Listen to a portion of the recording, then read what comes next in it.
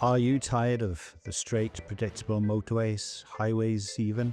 Are you looking for a drive that will truly test your skills or just excite you? A break from the norm maybe? Then this video is for you. We're exploring 9 of the most demanding and rewarding routes in Euro Truck Simulator 2. These roads will challenge your abilities, showcase stunning scenery, and give you a real sense of accomplishment, breaking the monotony of the open road and adding a new level of excitement to your game. We all know the standard long-haul routes can get very repetitive. To find some genuinely demanding drives, I went through some of the best community-made maps and official DLCs, from RusMap, ProMods to the EAA map, Utopia, and beyond. From my personal archive, I found everything from breathtaking scenery and muddy tracks, dangerous bridges to treacherous mountain passes with snow and ice. Each of these 9 roads presents a unique set of challenges for any driver, regardless of your skill level. But most importantly, they're all incredibly fun to drive. So here we are in the Naganga, I believe that's how you pronounce it. It's the base camp in Pakistan. Now this road is only for the brave, and I don't mean saying that lightly. You can quite easily fall off a cliff edge. As soon as you leave, the road is all nice and bumpy. I wouldn't expect nothing less from a Beyond map, and it is absolutely quite a thrilling ride. Because you know at any point, you can just fall off the edge quite easily. I did actually get stuck on the edge, but that's another story altogether. The road itself winds along the mountain path. Obviously you've got a rock face on one side, you've got a sheer drop on the other side, one wrong move and you've had it. Just like this, they put the odd obstacle there just to make things just a little bit awkward for you. And the problem is as well is like some of the gradients are downhill and you go super fast. So no doubt you will damage your truck. Be prepared for some expensive repair bills for sure. Now this is me getting stuck. How cool is that? But hey, they do have bridges on it as well, which obviously adds more dimensions to it, the whole game as well. But this pass, once you actually finally get off it, you can hit the open road, you can go like mad, you think everything is great, then all of a sudden you start hitting these settlements. And then, oh, what's this? You're actually entering another pass. Now this pass will take you all the way up the hill, and it's hairpin after hairpin after hairpin until you get to the very top, where you'll be touching the clouds for sure. And when you do actually reach the top, you might even be suffering from altitude sickness, who knows, but you definitely have dizziness, the amount of bends you've got to go around. But obviously this is what's needed to climb the mountain safely, then so be it. And when you drop down the other side, everything is running super fast. Even the hairpin bends are at an angle or an incline, so you kind of like find yourself going all over the road at sometimes. And obviously you'll have one foot on a brake and one foot hand on the steering wheel. And when you get close to the bottom, you definitely hit the forested part, which is great before you actually come into the town of Abbotsford. Great little town, really busy on the sound effects they've done on this. It's really cool. And from there on in, you just got to try and find your delivery or collection point. Journey time is around about 300 kilometers. Altogether, it's a really good drive. Definitely if you're brave enough, and definitely challenging, that's for sure. As you can see on the map, just follow the line, and that is us done in Pakistan. First things first, I gotta apologize to you French speakers out there. I have no idea how to pronounce these words because we are in Villix, Abinats. I'm lost for my words. It is actually kind of unique really, because this actual journey itself is quite exciting. It's on the Utopia map on the bottom island. There's a lot of different things to visually look at, and it's quite a nice drive because it's a short and sweet drive. And if you're thinking, oh, Utopia is a standalone map, don't worry about that. If you've got the right background map, you can integrate it into your normal sort of ETS2 maps along with ProMods and other things along the way. As you make our way along the map, you'll kind of notice visually it's actually quite appealing, a lot of forestry. So we're heading up now towards the nature reserve, where we come across this wonderful roundabout, and we're just going to hang a right here and then over the cattle grid and make our way into the nature reserve itself. There we go, and we're in. The road textures itself varied, rocky, gravel, tarmac, many different things. As you can see, we're climbing the hill and we're just going to try and make the best of what we got here right now. There are a lot of sweeping bends, so it will catch you out. There's no doubt about that. And then you come to these wonderful little villages with statues, Utopia is built on the French map, but it's got a really good feel with the waterfalls, the lakes, and most of all, the sprawling vineyards you will see. And they just stretch for miles and miles. They just go on and on, which is great. It's really appealing, and it's definitely quite soothing. Maybe it's a homage to French wine, who really knows. But moving on, we go to our next bit, which is looking back at the village that we've just seen. And as you can see, it's quite a big one. There are industries here we collect and deliver from, things like shuttle cola, amongst other things. But it's a nice surprise. It's a lovely surprise, just right in the middle of what you don't expect, really. And I think that's what this journey is all about. There's a lot of things here you will not expect. But it's a short one, and it keeps you busy. But once you cross this bridge, you need to take a wide turn to come over this bridge, by the way. Otherwise, you'd end up hitting your trailer on the crash barriers, unfortunately. As you can see, we got rivers, we got everything, and from here on in, everything just changes, because now we got these wonderful gravel roads kind of just coming towards the end of the fields, and then we kind of like go through the forest, and it does get a little bit bumpy, but it's definitely full of scenic views, like got the sea down on our right now. And then shortly we are going to come up to what we would class as our first bridge. I think it's our only bridge. No, it's not our only bridge. First wooden bridge anyway.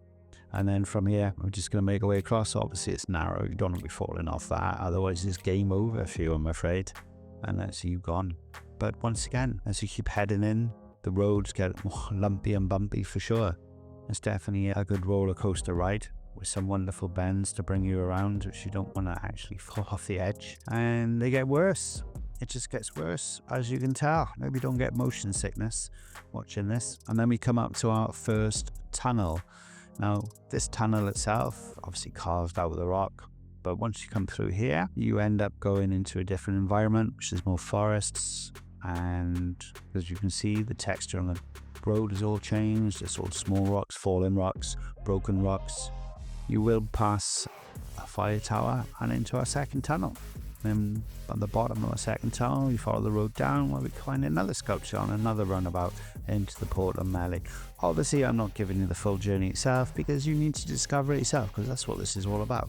Basically, you need to find it and enjoy it. Entering the industrial area here in Port Melee, where we find ourselves looking at another roundabout with another sort of statue, sculpture, something. Maybe it's a homage to the French artistic renaissance, who knows, but here we are. So we started here on the bottom and we worked our way slowly around a few of the bends, a couple of flat bits, and then we made our way across the lake where we saw the waterfalls and amongst other places, and that wonderful little town in the middle of nowhere. And then we just followed across the mountain roads and stuff. And then from along there, we ended up getting quite scenic routes and stuff, looking out over towards the sea before we actually dropped down then into the port of Melee or Melee. I'm really not sure how to pronounce it, honestly.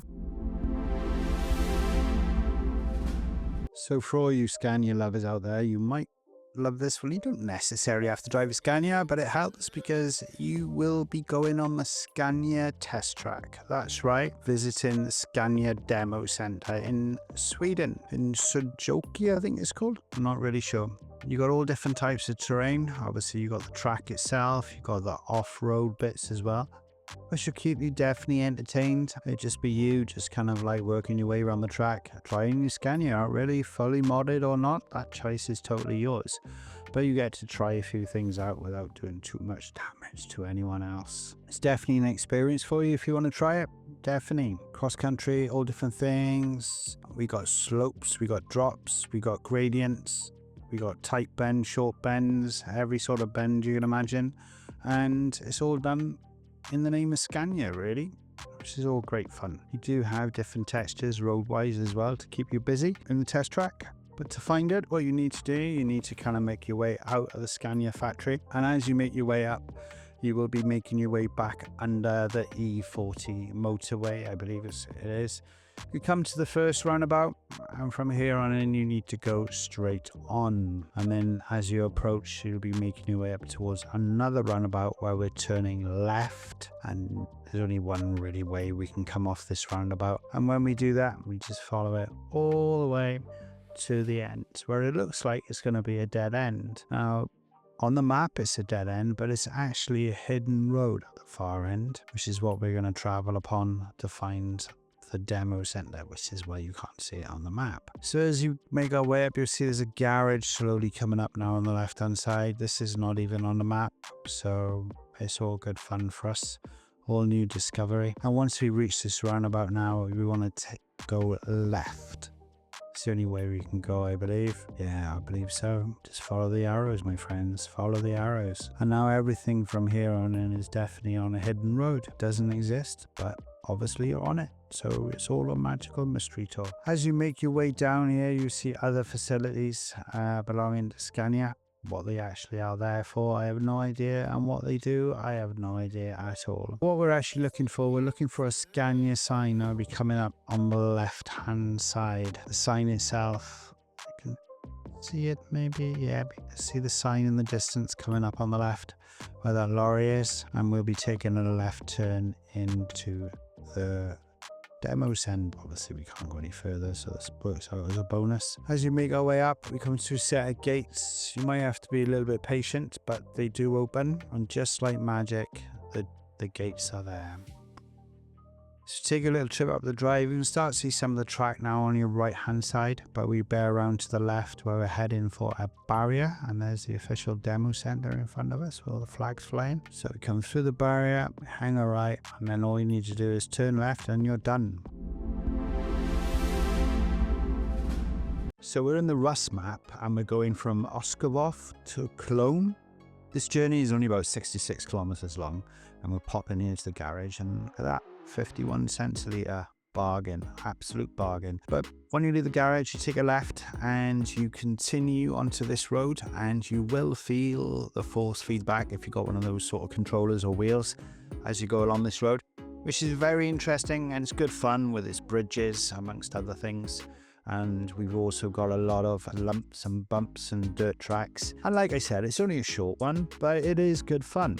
Kind of linked between the two towns, cities, whatever you want to call it. And it's nice, but I don't know what it is as well, because with the RusMap, it just looks really good. I don't know why. But then you get these crazy drivers. I'm not actually sure, because this is one of our collection points here, but I'm just going along, minding my own business, not a worry in the world. And then Mr. Truck Driver decides to go, hey, I'm going right. Bang. What's that about? Eh? So be it. But as you go into the town of Cologne, it's very pretty, very picturesque, and yet again, it sets a credit to RusMap more than anything else. And it's done a very, very good job. There's no doubt about that. Plenty of pedestrians, that's for sure. And looking at the map now, you can see where you've come from. Literally just come across, just bridge the gap. Good fun, short, 600 kilometers, good fun. This little beauty of a drive will take you all the way from the southern part of the island up to the northwestern side, but you're actually going to do it on a hidden road. When you first start off, it's very, gravelly, rocky, and you definitely feel it on the force back on the wheel.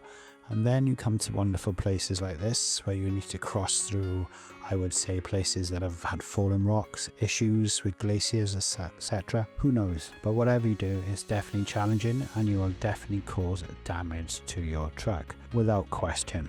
So be prepared to pay for it when you get to the village at the end. There's no question about that. It is a challenging route. It has a lot of different things going on. Not only does it have beautiful scenery, looking at the glaciers, and when you're looking back then at the roads you would have travelled, the lighting is fantastic. There's just so much going on. For something that seems so plain, it's very entertaining without question. It's definitely worth it if you're ever in Iceland, because this is on the ProMods map, as I'm sure you would have gathered that one. If not, now you know. Now, as you continue along, you will come across snow drifts and snow roads, and this is another type of driving again, because as you continue, what you'll find is that the road will disappear, and you've got to figure it out. Basically stick between the sticks and you should be okay. You hope anyway, without getting lost in all the whiteness, that's for sure. But as you do continue, very dramatic is all I can say. It's definitely worth doing, and as you drive along, you'll discover collection points, delivery points along the way, and most of all, it's just a very pleasurable drive. Different type of drive, because you've got to be careful, because you will slide everywhere just because of the ice. And there we go, we end up in Akagurki, I think that's how you pronounce it, and that's where the village where we end up. Now if you're looking at the map, You can see where we start from the Narsk area, and then from Narsk we follow the hidden road all the way up till we end up in the village of Agakurgi. My Icelandic is no good, is it? And then once we reach there, it's a result. We're starting off in Linden on the EAA map. Now, I couldn't get a trailer with a cargo for this journey, so I'll have to do this one solo. Now, it's kind of ironic because as you kind of leave past this garage, everything changes. You end up going from tarmac all the way back now to dirt roads. I wouldn't say this is more of a dirt road farm track sort of journey, but definitely more of a small obstacle course with waters. As you can see, I can't drive straight and my truck wants to sink. No doubt you'll find that there are rocks and other obstacles in the road which you don't really know. They have added a few curves and bends and inclines just to make it a little bit more exciting. And to be honest with you, it is kind of like, it is a fun drive. But one thing this does have is plenty of bridges. As you can see, this is only a small bridge, and then everything changes. We end up hitting the dirt tracks. And when we hit the dirt tracks, it gets rather bumpy. You definitely feel it. Now, looking at the river, it really doesn't look stable to me. I wouldn't really want to take a truck across that in real life, that's for sure. It definitely doesn't look the most best, but well, let's give it a go. Let's cross the river and see what we find on the other side. And then, as you notice again, we're going back onto the dirt tracks. Now, these dirt tracks on this side of the river, they are a lot more vigorous would be the word I can use. You can feel the dips much more greater. And it's obviously with your force feedback, if you're using the steering wheel or a PS controller, you definitely feel it a lot more, adding a little bit of excitement to the game. And we came across this bridge, and to me, I would say it looked like an old railway line, but I am so wrong anyway, so I'm not even going to go there. But driving onto the bridge doesn't look much until you get to this bit, but every curve, every hole in the bridge, you can feel it through your wheel. And as you can see by the movement on the track on the screen, and as we just dip down one now, and then we go into ravines, and then from the ravines, once again, all the dips and stuff all hidden with the foliage and the grass and things, and then you hit this bit and you think, oh well, this ain't so bad, I've done it now, and then you will be far wrong, because all of a sudden we have a river crossing. I thought, okay, this will be good. So once we get onto the boat and we cross the other side, what would you think we find? A petrol station. Yep, a petrol station. So as we're here, why not? And €1.12 worth of bash. Our journey will then take us through the sugarcane fields, which is kind of cool and it's different. And then that's what happens when you find the hidden rocks. Strongly either that or slow down on some random guy on his horse and cart. Yeah, this journey's taking a lot longer than I thought, that's for sure. On this road service, I don't know what it is, but you can actually feel every movement through your force feedback if you're using the wheel. And now we have another river crossing. More rocks, more pathways. Once again, we've got to be careful because of all the hidden rocks and things, but it's good. It keeps you on your toes, there's no question about that. And then you start hitting kind of like the open, to call them flats maybe, and we start motoring along, and it's always good. And then slowly it widens up and into civilization we go. And now we are in a place called Letham, and while you're here, if you want to, you'll enjoy it so much you could buy your own garage. So when you're looking at the map, starting from the top, that's the road we travelled now all the way down. You see the anchors where the river crossing was, and then obviously down we've got a few little dodgy bends, and there we are, back into Letham, and that's it. Our next journey takes us from the highest point in Grand Utopia all the way down to a place called the Pont Mackenzie Bridge. On the way down, we're faced with snow, which is very challenging because you cannot see where the road ends and where the road begins sometimes, which obviously makes it a little bit more fun than normal. And things can happen like this so easily, just like that. In the village itself, you're driving around and it all looks very quaint in some ways and very picturesque as far as the hotel. There are industries you can collect here from and also make deliveries as well, especially once we pass the hotel. And our journey coming out of the village kind of takes us kind of back into the snow-filled roads again, where we slip and where we slide. The bends really good fun because obviously you can't see where the bank and everything starts. And we've got some wonderful views along the way with the lakes as we head down towards the tunnel. And out the other end, everything seems sort of normal, but don't be fooled. They have many surprises for you on this route. It is definitely the longest one, and it's one of the fastest ones as well.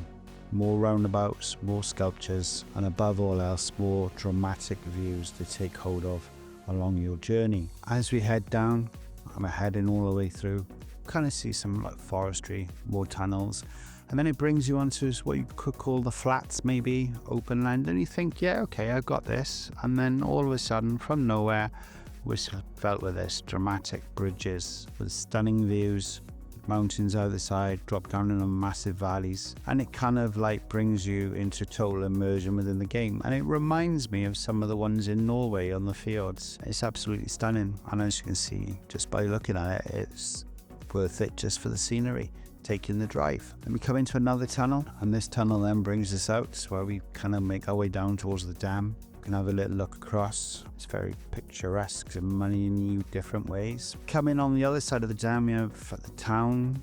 Well, obviously there are more industries again where you can pick up and drop off from, and yet again we find ourselves going into another tunnel and our first bug of the game. Really not sure what that is there for, but these bends they have, this is where they keep you on your toes, I guess, because they're not just normal round curve hairpin bends, they're actually at an angle as well. So as you turn, everything seems to slide inwards. They're on a, we call them an incline, and there's plenty of them as well. There's more than just one bend, that is for sure. It definitely kept on your toes. But as if you're anything like me, as you're driving along in the evenings and you think, well, do you know what, I think I might have had enough of this, and find myself a little hotel, have a little stop in the car park for an area, and wake up to this a massive waterfall, absolutely humongous. And yes, that road we're about to travel, this one too, where we find another bug, and we're just driving through. Not really sure what's going on, but look, no complaints, the map is free and it works. So at the end of the day, it's all good fun. And there's our waterfall again, just it's all its grandeur as you make our way around another hairpin bend, which is all kind of cool, and it just adds more and more to the ambience of the actual journey itself. It is a long journey, like I said, it's probably the longest one we're going to do here out of all these other journeys. But you go through more tunnels and you find yourself coming down to another sort of environment, a forestry environment, and this time from here you can collect and pick up as well, by the way. But it gets richer, the forestry gets denser, definitely gets thicker. But you might be thinking, oh yeah, we're done now. But no, in they go. The developers, they've put in more bends, more curves, more things to keep you on your toes. And best of all, they've had some wonderful scenery.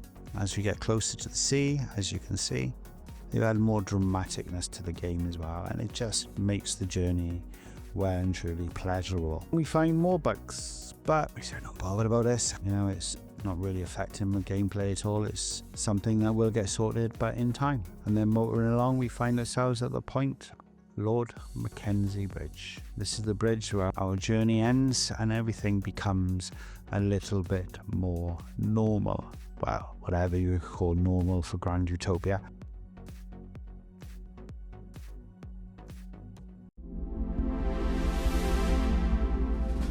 Here we are in Greece, but this route, it's not so much the narrow streets and kind of what you would expect from Greece. This is more of a link road. It kind of links two motorways together from Lamia all the way to Ontario. And our journey starts by taking us up this great big hill. And as we get closer and closer, the whole valley to our right now starts opening up. And it's very scenic and dramatic in a lot of ways with the rock faces amongst other things. But then when we get close to the top, when we drop all the way down the other side, we start making our way down then towards the towns that are based on the valley floor. The biggest bend you're going to probably get is the one that's coming up right now. It's just a sweeping round bend, nothing dramatic. And once you reach the towns here on the bottom floor, it's like any normal Greece town. But coming out the other side, we're hit with a coastal side. And now we're looking at obviously the boats and the scenery and other things that are going on. As you can see, it's rather pretty. It's kind of a relaxing drive. It just kind of beats being on the motorway all the time. It's just something different. It does have a number of tunnels, 2 in fact, on this journey. But all in all, it's a pleasant drive. It's all tarmac. No bumpy roads on this one, I'm afraid. It's just nice, mellow, link road, but it's just a nice drive. Which ends up taking us down here to Ontario, where our delivery point is here on the left. And then from here, obviously, we're looking at the bridge that would take you over towards Pratas on the other side of the river or sea or whatever you want to call it. And as you can see by looking on the map, we started up there in Latimer. We made our way around a few bends, follow the coastal road, and that is us done. So we're traveling in the far east of Russia, going from Almanaka to, I'm not sure how you pronounce it. I do not speak Russian, I couldn't tell you. But the journey itself starts off quite straightforward. We end up following the dirt roads, and even though it doesn't look much, what you can actually feel is a lot of feedback on, if you've got a steering wheel with force control or a controller, it really makes a difference. Speed wise, you can get at some good speeds, but not really many hairpin bends or nothing like that if that's your excitement. If that floats your boat, who knows? But there are plenty of bridges and there are a ton of water crossings because we start off in the really dry land down here in the bottom. The journey itself is about 1,000 kilometers, but you only end up driving for about 380 odd kilometers in total during the journey. Most of your time is taken up doing river crossings and filling in gaps, which we'll figure out what I mean in a minute. Now our first water crossing is this one here on the way out. As you can see, it's pretty straightforward, but you've got to make sure you get it right. Otherwise, it can be a bit awkward and it is a bit bumpy for sure. And then we kind of drive along for about 200 kilometers before we actually see any green. And there are some very odd shaped mountains and some very odd shaped hills along the way. But this will be our first river crossing that we take. And here we are. So we take a second crossing and down here for our third crossing, where we end up on this weird looking pier. Now it gets fun along here because we've got single track roads, beautiful sunsets and sunrises along here, obviously with the scenery and the foliage, and it becomes very green. We've gone from very dry land, but the road itself, you can feel every bump and every single lump in it for sure, there's no doubt. Now you might think that's, oh, it's a nice little small little lake, but then boom, here we go. And we're straight in, straight out. And you've got to kind of guess where the road is to come out on the other side, otherwise you could get yourself in a bit of a predicament. But along the route is just full of these kind of like water holes, if that's what I can call them. I don't really know a good word for it at the moment, but you've got to guess where the road is and stuff. This is what I mean by filling in the gaps. But as a journey, it's definitely an interesting journey. It's definitely a fun drive, and especially if you do fords, that's the word I was looking for, driving through a ford. And if this is your sort of thing, then great, this is definitely a ride for you. And in the end, it brings you all the way up here to this little place called Scenia, where our depot is just here on the right hand side, where you see all the flashing lights. It's as simple as that. I'm starting from the bottom, we've just worked our way up, and then we started doing our river crossing across all this area you can see, that's in green. And that was our second river crossing. And as we made our way up to another little village where we've done our third little river crossing. And this top section is where we do all the little fords, or should I say water holes.